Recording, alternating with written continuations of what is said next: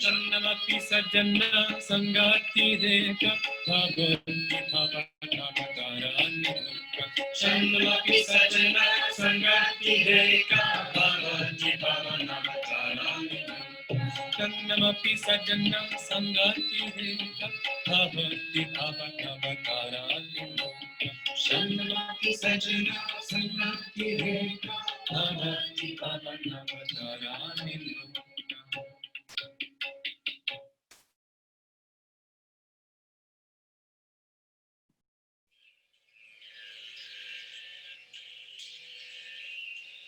Jadi Gokula Chandra Brajenayelo Shaki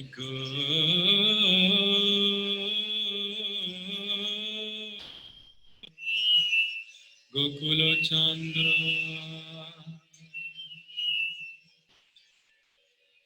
Amar Jivan Marana Parasharatana Kacheri Saman Dela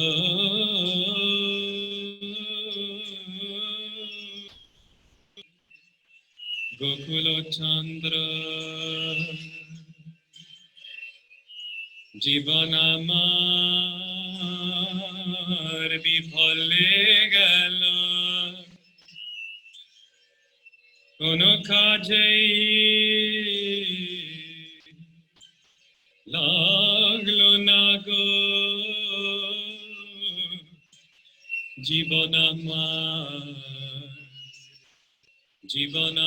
Jivanamar Bifale Gala Gokula Chandra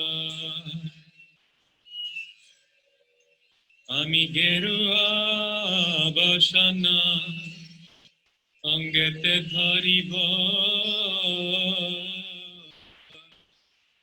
Shankara Kundala Pari Ami Jogini Hoye Jabo Shai Deshe Jogini Hoye Jabo Shai Deshe Jetayani Thur Hari De Amay Sajaye De Go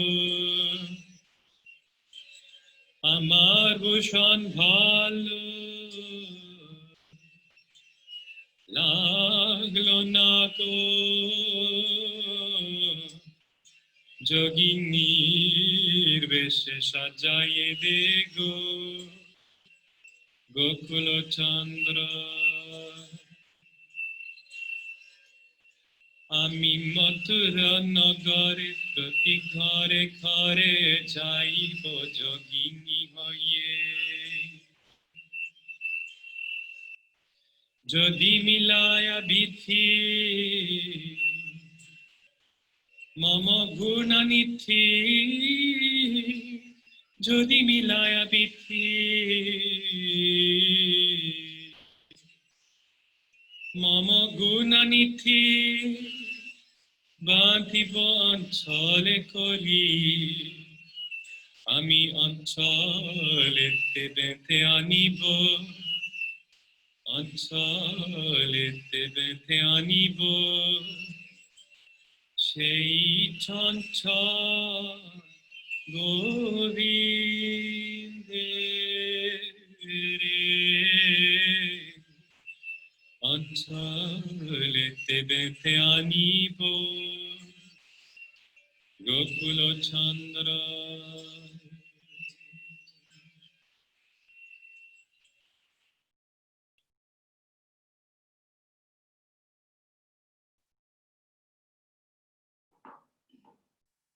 Now let's meditate together.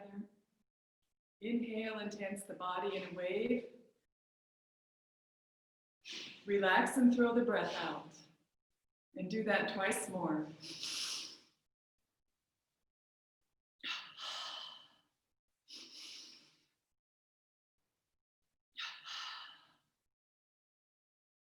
And now during this meditation on this special blessed day of our Guru's honoring our Gurus, visualize our Master's eyes at the spiritual eye, his beautiful, compassionate, loving eyes.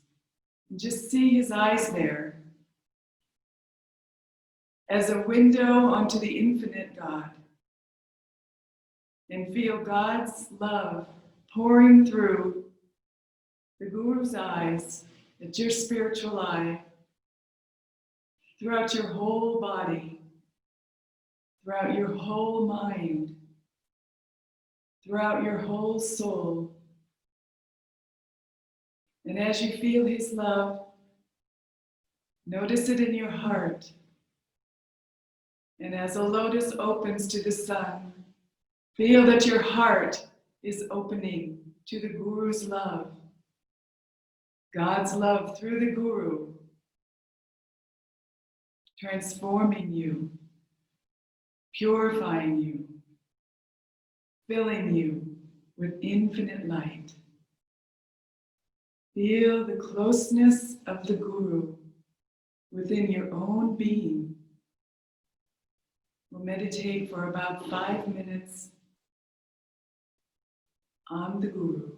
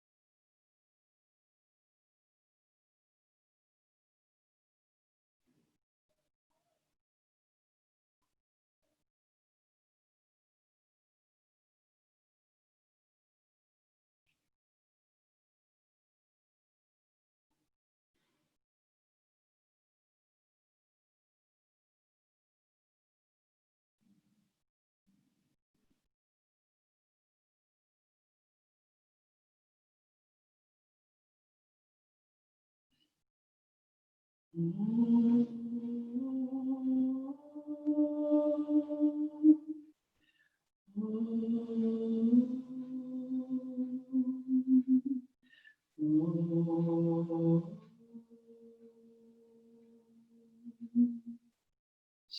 Shanti, Shanti.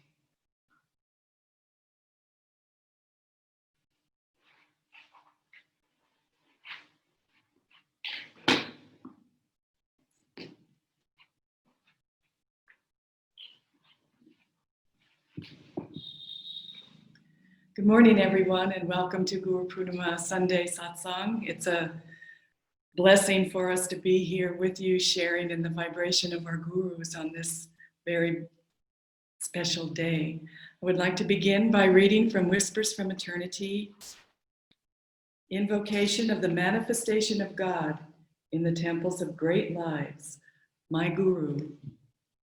Thou light of my life, thou camest to spread wisdom's glow over the path of my soul. Centuries of darkness dissolved before the shafts of thy luminous help. As a naughty baby, I cried for my mother divine, and she came to me as my Guru, Swami Sri Yukteswar, or Master. At that meeting, O my Guru, a spark flew from thee, and the faggots of my God-craving, gathered through incarnations, smoldered and blazed into bliss. All my questions have been answered with thy flaming golden touch. Eternal, ever-present satisfaction has come to me through thy glory. My Guru, thou voice of God, I found thee in response to my soul cries. Slumbers of sorrow are gone, and I am awake in bliss. If all the gods are displeased, yet thou art pleased, I am safe in the fortress of thy pleasure. And if all the gods protect me behind the parapets of their blessings, yet I receive not thy benedictions, I am an orphan, left to pine spiritually in the ruins of thy displeasure. O Guru, thou didst bring me out of the bottomless pit of darkness into the paradise of peace. Our souls met after years of waiting. They trembled with an omnipresent thrill. We met here because we had met before. Together, we will fly to his shores, where we will smash our planes of finitude forever and vanish into infinite life. I bow to thee as the spoken voice of silent God. I bow to thee as the divine door which leads to the temple of salvation. I bow to thee, to thy master, Lahiri Mahashaya, harbinger of yoga in Benares. And I lay the flowers of my devotion at the feet of Babaji, our supreme master.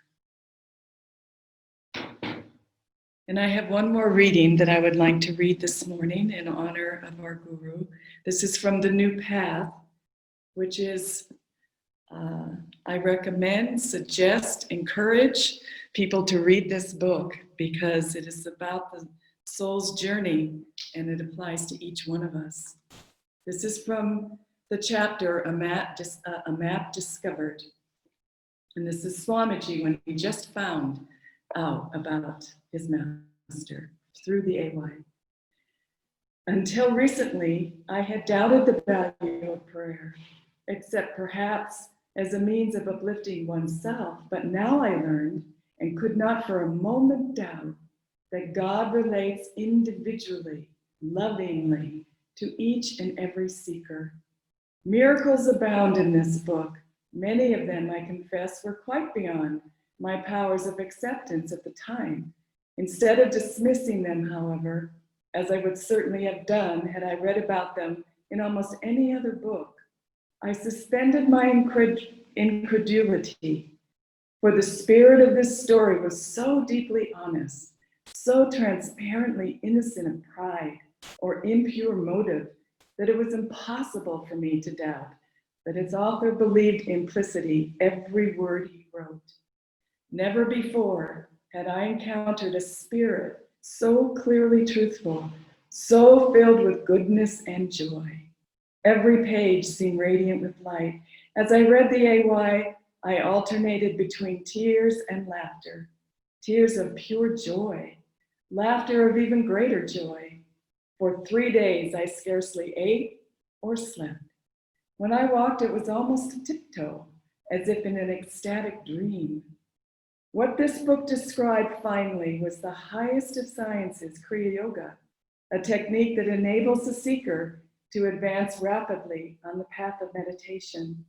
I, who wanted so desperately to learn how to meditate, felt all the excitement of one who has found a treasure map. The treasure, in this case, being a divine one, buried deep within my own being. Autobiography of a Yogi remains the greatest book I have ever read. One perusal of it was enough to change my whole life. From that time on, my break with the past was complete. I resolved in the smallest detail to follow Paramahansa Yogananda's teaching. Finding that he recommended a vegetarian diet, I immediately renounced meat, fish, and fowl. He could have recommended a diet of bread and water, and I'd have adopted that diet without a qualm. For more than anything else, what this book gave me was the conviction that in Yogananda, I had found my guru, my spiritual teacher for all time to come. Only a few days earlier, I hadn't even known this strange word guru. I hadn't known anything about yoga, reincarnation, or karma, or almost any of the basic precepts and terminology of Indian philosophy. Now, incredibly, I felt such deep and utter trust in another human being that, ignorant of his philosophy though I was willing to follow him to the end of life.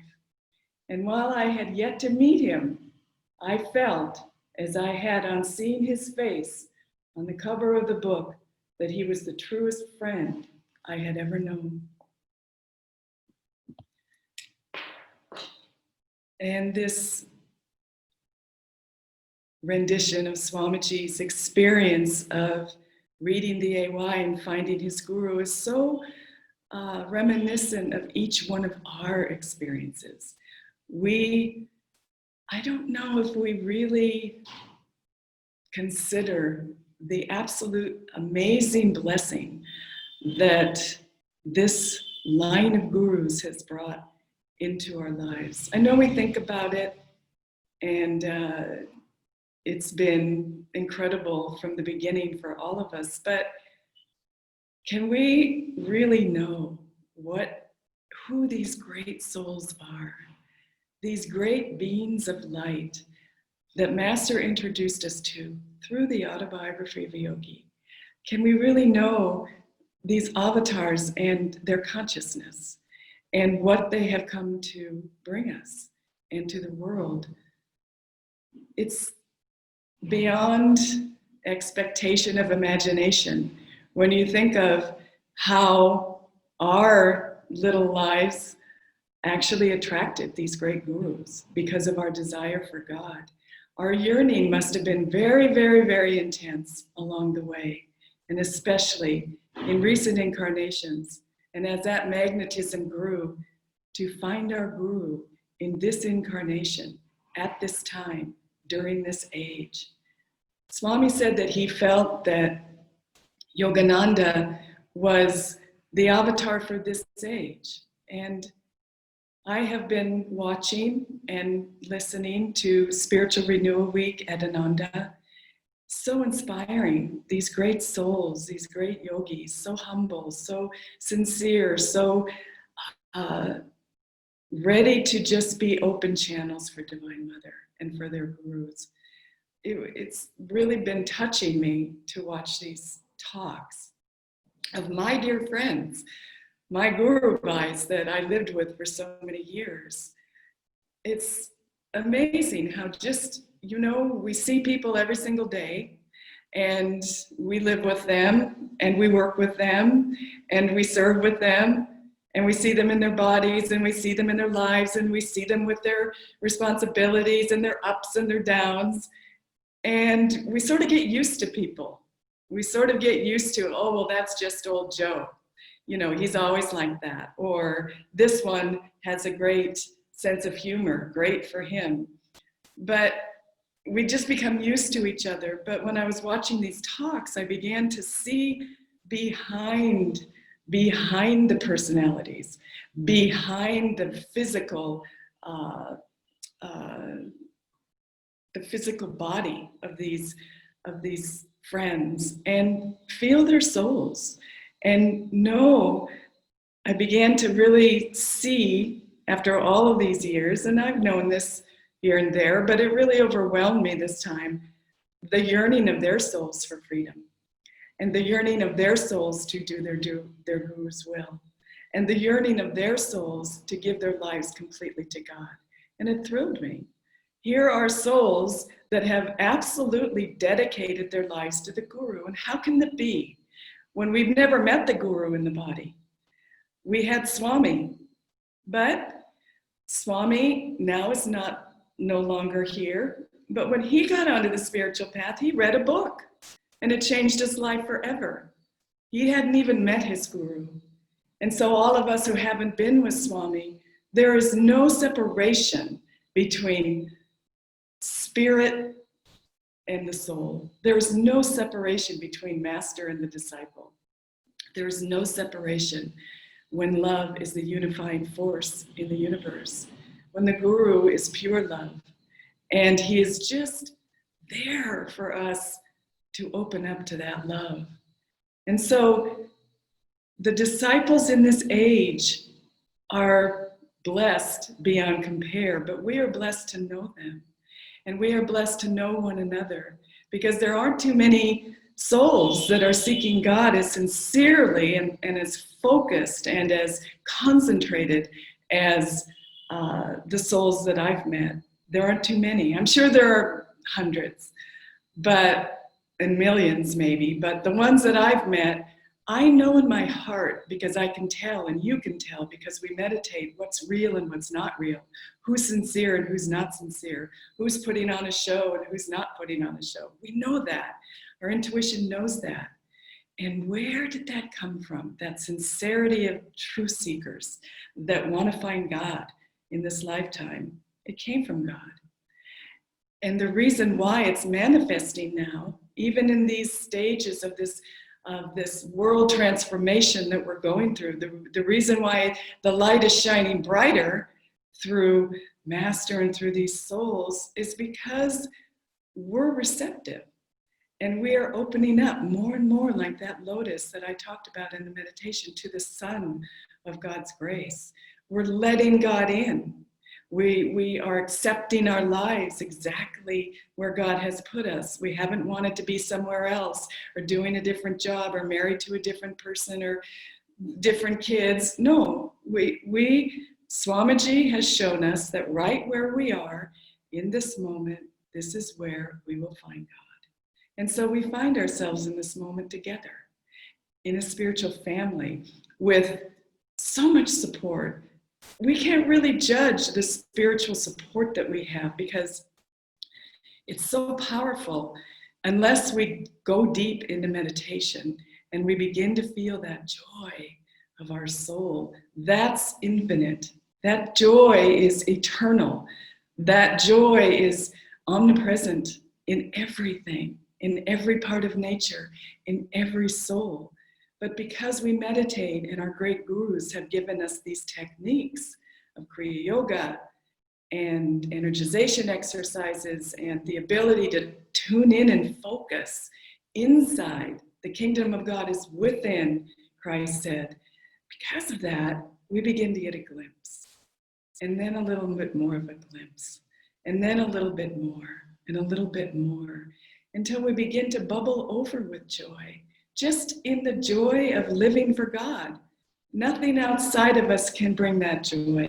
It will all be taken away at death, and at the next incarnation, and the next one, and the next one. So we must accept the fact that we are already in a state of perfection, and work on feeling that perfection within, because that love is there. There is no mistaking it. And as the years go on, and you open up more and more to life, and you begin to bring more life force into your incarnation, what you've been asked to do, into your mission, so to speak, in this world, the more you do that, you open up more and more. One time, Swamiji went to Master and said, teach me to love you as you love me. And Master said, how can the cup hold the whole ocean? And it's true.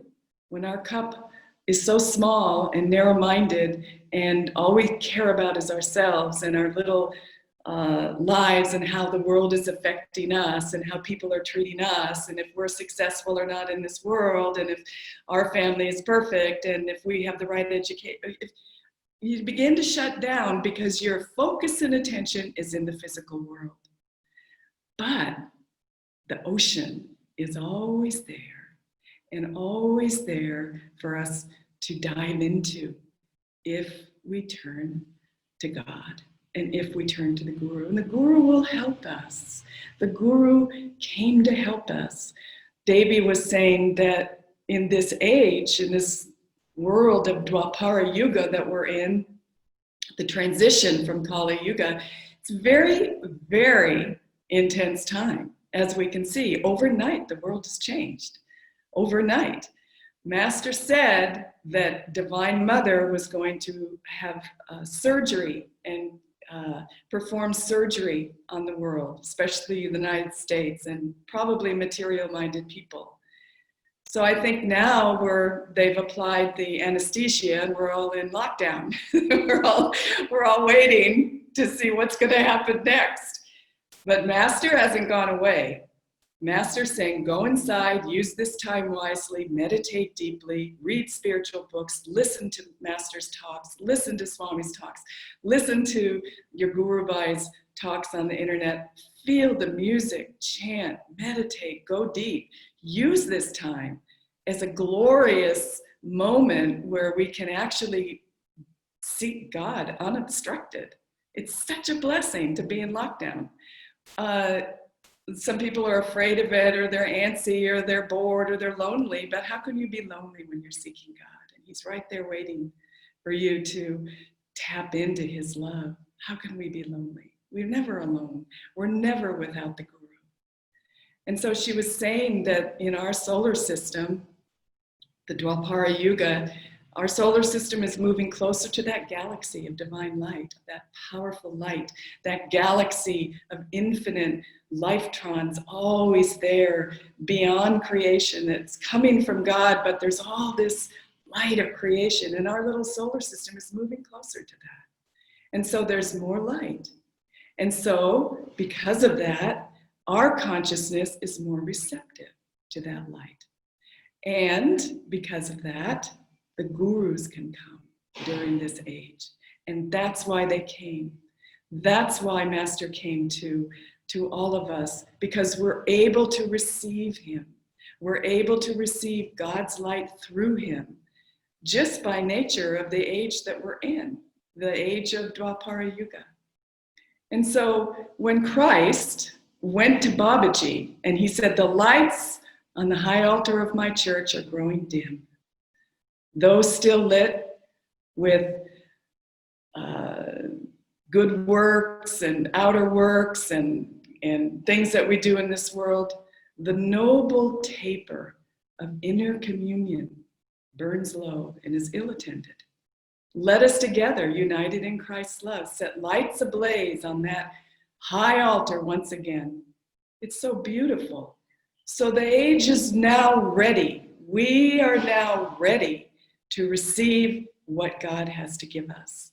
And so Babaji and Christ conspired, and they said, this is the time. And so Babaji said, okay, he told his sister, I'll stay in my body for this age, however long that age is going to be. So Babaji said okay to Christ because of his deep compassion for the human condition. He's alive now in the Himalayas, which we all know about. If we read the AY and we meditate deeply, we can feel his presence. He said, anybody who utters my name in reverence will receive an instant spiritual blessing. He's there for us. He's a thought away.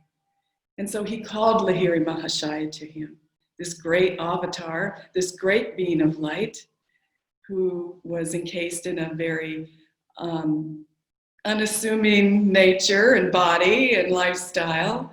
The greatness of Lahiri Mahashaya was that he asked Babaji if he could please give Kriya to all those who sincerely ask for it. That's us. To all those who sincerely ask for it. We don't have to be perfect renunciates, be perfect. We don't have to be more than we are right now in this very minute. All we have to do is practice what Lahiri Mahashaya taught. And so Lahiri Mahashaya came as a householder to show us, you too can find God. This is not just for the great yogis of the Himalayas anymore. This is an age where you too, because your soul is ready to merge with God beyond creation. You're ready. So I'm going to give you these techniques. And then Sri Yukteswar was Lahiri Mahashaya's disciple. And Sri Yukteswar, don't forget, we tend to look at Sri Yukteswar as this stern jnana yogi who was always training just one disciple, but don't forget, he resurrected in his body in Bombay in that hotel room to his guru, to his disciple. He resurrected his body, and he told us truths that we never would have known unless he said those things. And he said it in ways that we could understand about the astral world and about death and dying, about the causal world and what thought is and where God is in our life and how to access the spirit within us. It's just beautiful. Read that Resurrection of Sri Yukteswar. Read all these chapters in the AY, but that one in particular gives us a glimpse as to the glory and the omnipresence of these great gurus and of our own selves. And so then Sri Yukteswar, as I read in that poem in the beginning, Master went to him, said, he's the greatest guru, he's my guru. Who can be greater than my own guru? And he followed him, and he was trained by him. Not that he needed training, but he did it as an example for us. And he wrote in that chapter in the autobiography of a yogi, years in my guru's ashram. It's amazing what the lessons that Sri Yukteswar gave to Master. Those are our lessons. Those are our teachings. Those are from the guru to us. We should meditate on. They're not just little cute stories so that we can watch Saturday night with popcorn. They're deep teachings. Every lesson that Yogananda learned, and the beauty of that relationship between the guru and the disciple, so beautiful. And Yogananda made that manifest. He made that manifest to us so that we would know how to act as disciples. That's what that chapter's about. And we would know the glory, the blessing, and never forget the gratitude that we have for this grace in our life. We need to know and always remember that this is not by chance. Nothing happens by chance. We've created our lives. We've created our karma. And so now I think we need to rest a little bit and think, I have good karma.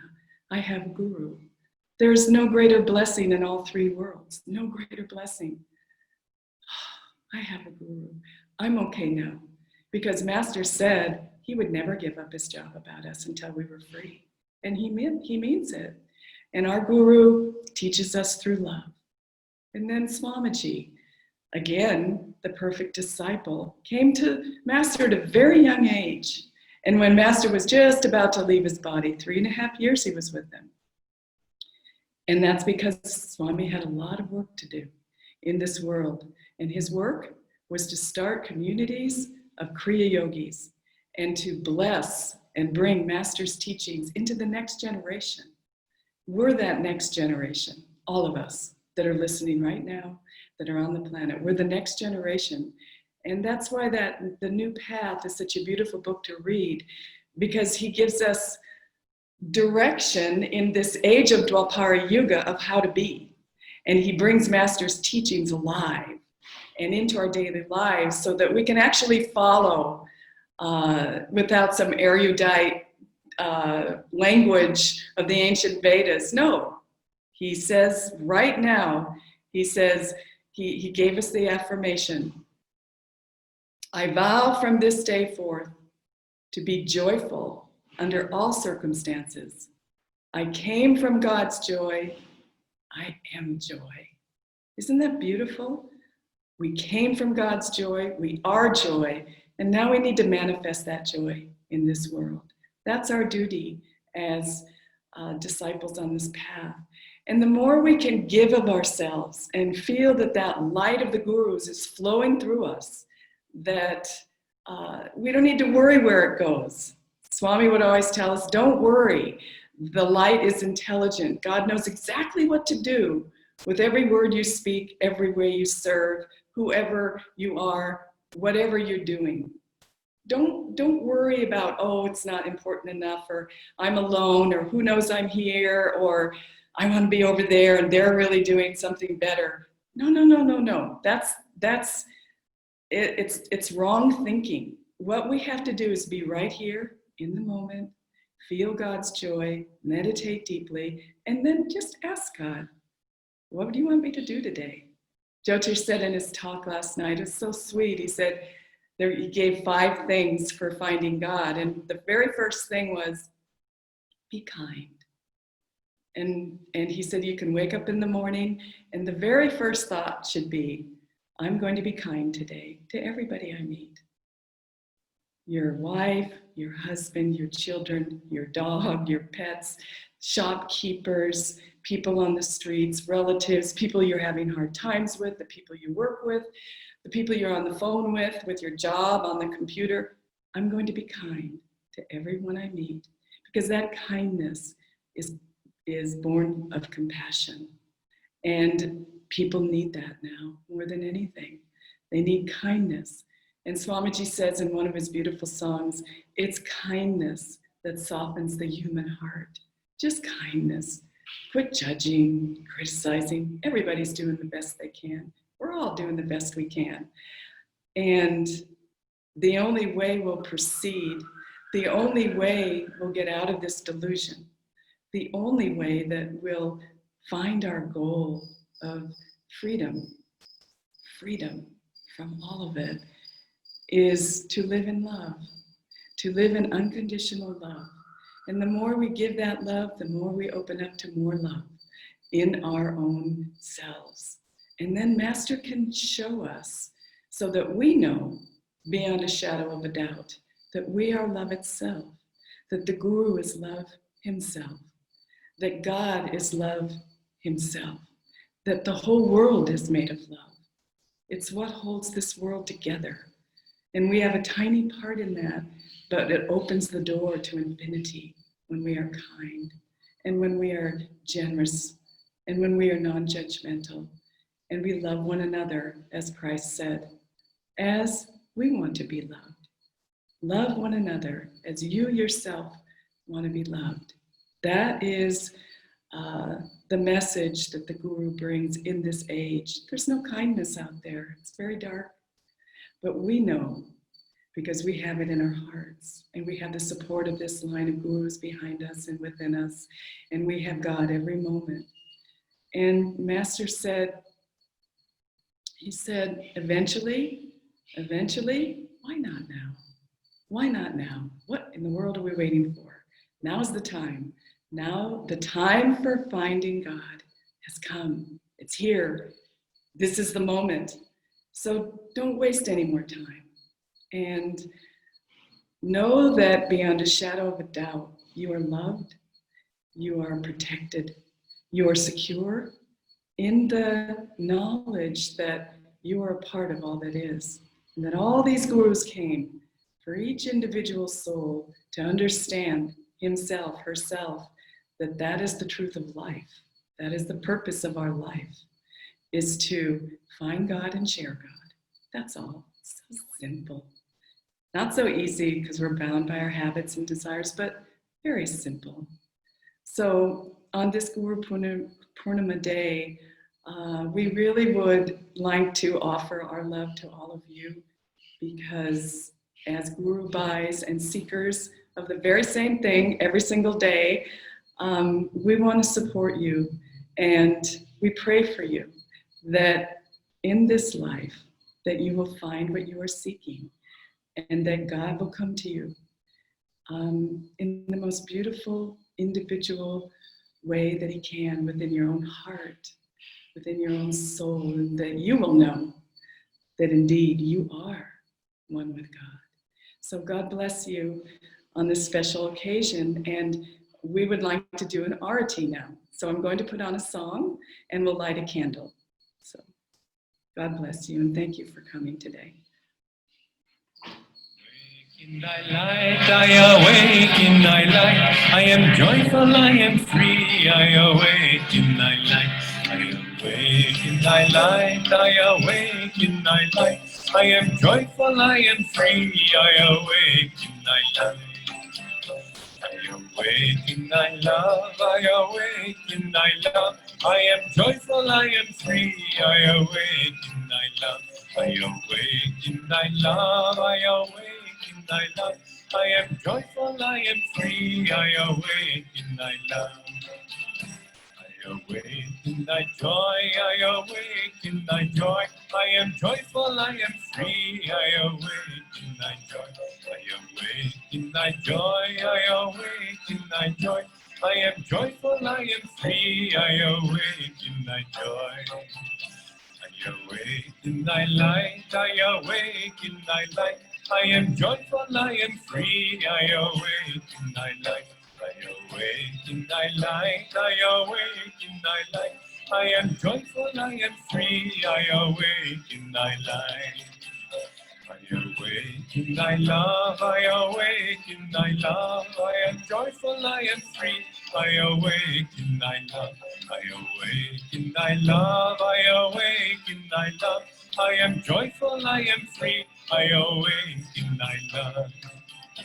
I awake in thy joy. I awake in thy joy. I am joyful, I am free. I awake in thy joy. I awake in thy joy. I awake in thy joy. I am joyful, I am free. I awake in thy joy. I awake in thy light. I awake in thy light. I am joyful, I am free. I awake in thy light. I awake in thy light. I awake in thy light. I am joyful, I am free. I awake in thy light. I awake in thy love. I awake in thy love. I am joyful, I am free. I awake in thy love. I awake in thy love. I awake in thy love. I am joyful, I am free. I awake in thy love. I awake. We would like to share with you a beautiful rendition of O Master at the end right now. And this is a song that was sung by 95 people all over the world, and they put it together in a video and showed it at SRW. O Master, it's a beautiful song, and this particular rendition of it is especially just filled with grace because everybody was participating all over the world. So we'll put it on now.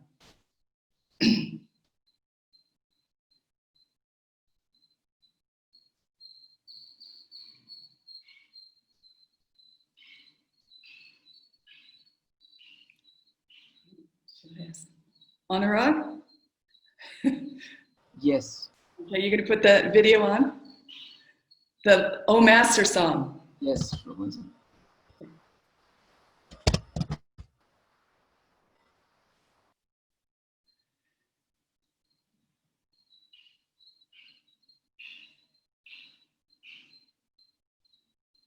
So just close your eyes while you're waiting and just feel Master's presence as Anurag brings up this beautiful song.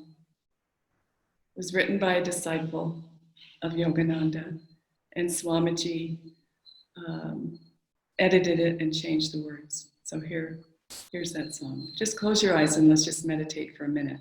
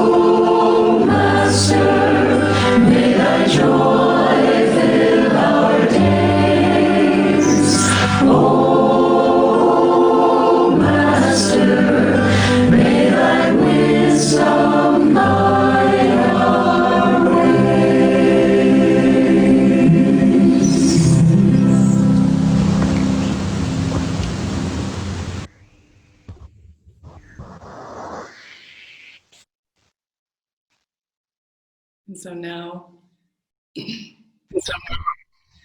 you, Anurag. That was just divine. We would like to close now with a prayer for all of you, for your families, for your loved ones, for people in need all over the world, and for souls that are seeking God most earnestly. All of us together, let us send out this light, this healing power, this life force, and ask Divine Mother to change this world into one of her recognition, the way she wants this world to look. Touch souls everywhere with this prayer and ask God to transform us in His love. Divine Mother, Thou art omnipresent. Thou art in all Thy children. Manifest Thy healing presence, Thy healing love in hearts everywhere. Have our hands together. With deep concentration and focus from our hearts, ask the Masters on this day to give a special blessing to all those in need.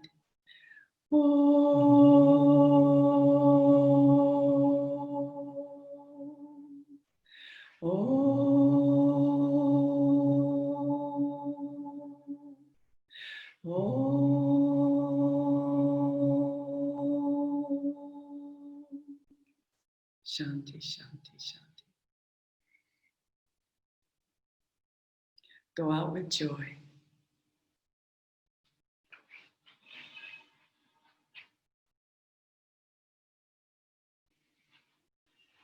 And now we hope that people stay and chat with us because we'd love to see you and say hello and happy Guru Purnima.